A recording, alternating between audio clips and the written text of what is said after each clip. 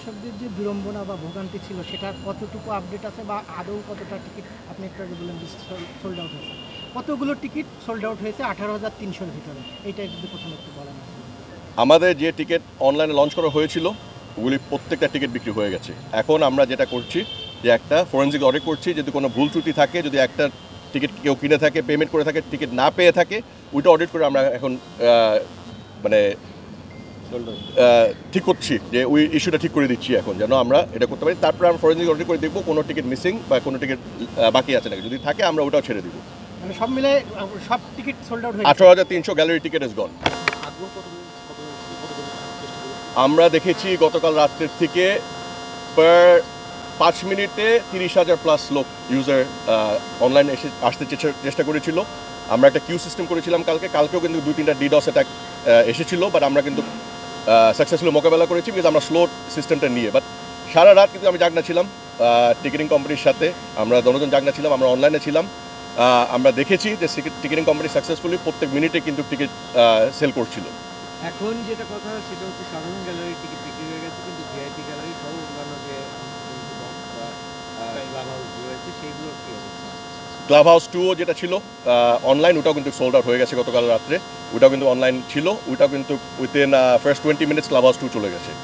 আর বাকি যে হসপিটালিটি বক্সগুলি আসে ওগুলো আমরা কিন্তু কর্পোরেট সেল করছি, যেটা অলরেডি রবি একটা নিয়েছে, আপনারা দেখেছেন। বিভিন্ন কর্পোরেশন যেটা বক্সগুলো আমরা বিক্রি করি, যেটা অন্য খেলাতেও হয়, ওই বক্সগুলো এখন ইন্ডিভিজুয়াল বিক্রি হচ্ছে, ওগুলিও কিন্তু সোল্ড আউট।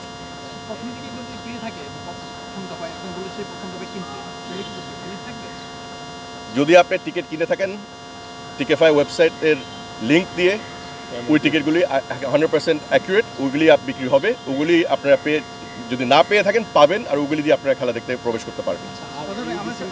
সিঙ্গাপুর ম্যাচটা আমাদের ডেবিউ হবে, এটা নিয়ে আসলে টোটাল অ্যাটমসফিয়ারটা কীভাবে ব্যাক করবে, পরিকল্পনাটা কী ম্যাচটা?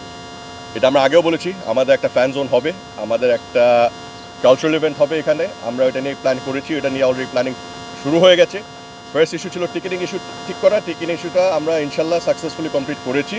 এখন টিকিটিংয়ের পরে আমরা নেক্সট ছিল আমাদের কালচারাল প্রোগ্রাম, ফ্যান জোন, স্টেডিয়ামের সিকিউরিটি, এটা নিয়ে এখন আমরা চ্যালেঞ্জ ফেস করছি। এটা নিয়ে আমরা এখন কাজ করব, আগামী 5 দিনের ভিতরে সব কমপ্লিট হয়ে যাবে আমাদের। আমরা আজকে এটা ক্লোজ করেছি, কালকে বিকাল থেকে আমরা চেষ্টা করবো ভুটান ম্যাচের টিকিটগুলো অনলাইন করে দিতে। আমার একটা প্রশ্ন ছিল, আমরা ওয়েবসাইটে গিয়ে দেখেছি শুধুমাত্র গ্যালারির যে লোয়ার পোর্শনে নিচের যে কিছু টিকিট রয়েছে, কিছুক্ষণ আগ পর্যন্ত সেগুলো দেখাচ্ছিল, আর টোটাল সব টিকিট সোল্ড আউট। মোটা থেকে কতগুলো টিকিট সেল হলো এবং বিদেশ থেকে কী পরিমাণে টিকিট হচ্ছে পারচেস করেছে সেই আপডেট? ওই আপডেটটা আমার কাছে এখন এক্স্যাক্টলি নাই। আমি যেটা বললাম যে আমরা একটা ফরেনজিক অডিট করব আমাদের বাফুফের পক্ষ থেকে, আমাদের যে সাইবার সিকিউরিটি এক্সপার্ট যাদেরকে আমরা নিয়োগ করেছি ওদের হেল্প নিয়ে আমরা একটা ফরেনজিক অডিট করব, যে কোন টিকিটে কোনো মিসম্যাচ আছে নাকি, কোনো এক্সট্রা কোনো টিকিট পাই নাকি আমরা সিস্টেমে।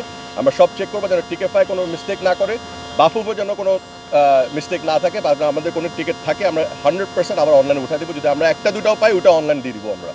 আর এখান থেকে একটা জিনিস আপনাদেরকে জানাতে চাই, টিকিট কিন্তু বাংলাদেশে অনলাইনে বিক্রি হয়েছে টেকনাফ থেকে তেতুলিয়া পর্যন্ত, আর ওয়ার্ল্ডে আমেরিকা থেকে, ইউনাইটেড স্টেটস অফ আমেরিকা থেকে অস্ট্রেলিয়া পর্যন্ত ফ্যানরা টিকিট কিনেছে। ইউগান্ডা থেকেও একজন ইউজার ছিল, এখন আমাদের প্রবাসী বাঙালি হবে, মেবি ঈদের জন্য বাংলাদেশে আসবে, সো ওনারাও ফেয়ারলি চান্স পেয়েছে টিকিট কেনার জন্য। ফ্যান জোন 8টা ডিস্ট্রিক্টে 8টা হবে, আর 8টা বিভাগে বিভাগে 8টা হবে, এবং স্টেডিয়ামের আশেপাশে ফ্যান জোন থাকবে চতুর্দিকে। আর আমি লাস্ট একটা জিনিস বলতে চাই, আমাদের একটা কথা উঠেছিল ব্ল্যাক মার্কেট সেলসের টিকিট নিয়ে। আমরা অলরেডি সরকারের সাথে কথা বলছি, আমরা কিন্তু ম্যাজিস্ট্রেট রাখবো সেদিন। যদি আমরা কোনো নকল টিকিট পাই, সাথে সাথে ওই ইন্ডিভিজুয়াল ম্যাজিস্ট্রেটের হাতে উঠে যাবে।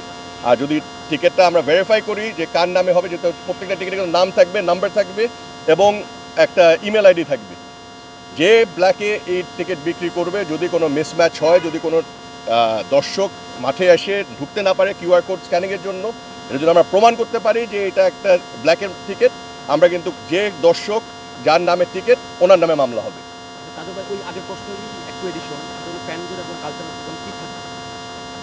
কনসার্ট হবে, একটা লেজার শো হবে, যেটা আমরা আগে বলেছি, এবং ফ্যান জোনে কিন্তু বিভিন্ন গেম থাকবে, ফুটসল গেম থাকবে, ফুটবল রিলেটেড যে গেম আছে, এখানে বিভিন্ন অ্যাক্টস থাকবে, মেবি কোনো ম্যাজিশিয়ান শো হবে বা সার্কাস অ্যাক্ট হবে। এটা এখন কথা চলমান এখন, এটা আমরা ফাইনালাইজ করি, তারপর আমরা এটাও জানা দিব আপনাদেরকে। Thank you so much. ইনশাল্লাহ জিততে হবে।